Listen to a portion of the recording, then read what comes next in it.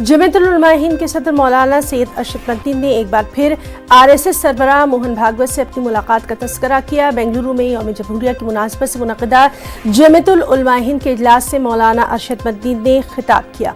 इसमें उन्होंने कहा कि RSS अगर अपने नज़रियात में तब्दीली लाकर मुल्क की भाईचारगी, फ़िरक़वाना हम आहंगी की फ़िज़ा को कबूल करती है तो इसका खैर मक़दम किया जाना चाहिए। इजलास में मौलाना ने तमाम मज़ाहिब के लोगों को हिंदू समझने के RSS के नज़रिए पर भी रोशनी डाली। मौलाना ने कहा कि अगर बीजेपी वाकई RSS के नज़रियात पर चल रही है तो उसे शहरियत कानून जैसा काला कानून वापस लेना होगा। मुझसे उन्होंने कहा RSS जब किसी चीज को सोच लेता है फिर उससे पीछे नहीं आता। बड़ी अच्छी बात है।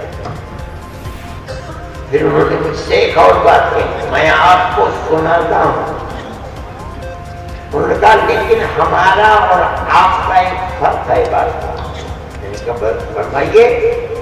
कहने लगे कि आप फारसी और अरबी जबान में हिंदी कहते हैं, जिसका मतलब है हिंदुस्तान का रहने वाला। हम उसको हिंदू कहते हैं। दोनों का मतलब एक ही है। मैंने कहा फिर? कहने लगे इसका मतलब ये है कि हर हिंदुस्तानी हिंदू है, यानी हिंदुस्तान का रहने वाला है। वो अपने मजहब का पाबंद है, हिंदू है। मुसलमान नमाज पढ़ता है, अज़ान देता है, हिंदू है। क्रिश्चियन हिंदुस्तान में रहता है, चर्च में जाता है, हमारे नजदीक हिंदू है। सिख गुरुद्वारे में जाता है, हमारे नजदीक हिंदू है। मैंने उनसे कहा कि अगर ये आपकी इस्तिलाह है और तर्जुमा ये है तो आप बता रहे हैं, हमें इससे क्या इख्तिलाफ है? आपके ये तो इसलिए कि मैं जानता हूँ कि शख्सियत का नजरिया भी देखता है कि हिंदू कोई मजहब नहीं है, ये तो कल्चर है।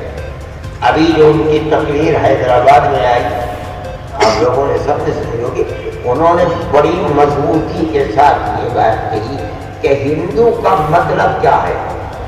हर आदमी अपने मजहब पर रहते हुए, अगर वो मजहबी नहीं है तो अपने किसी भी मजहब से टूट कर रहते हुए हिंदुस्तान में अगर रहता है तो हम उसको हिंदू समझते हैं। हमारा हिंदू राष्ट्र का मतलब ये है। मैं ये कहता हूं कि बीजेपी इसकी भी दुश्मन है।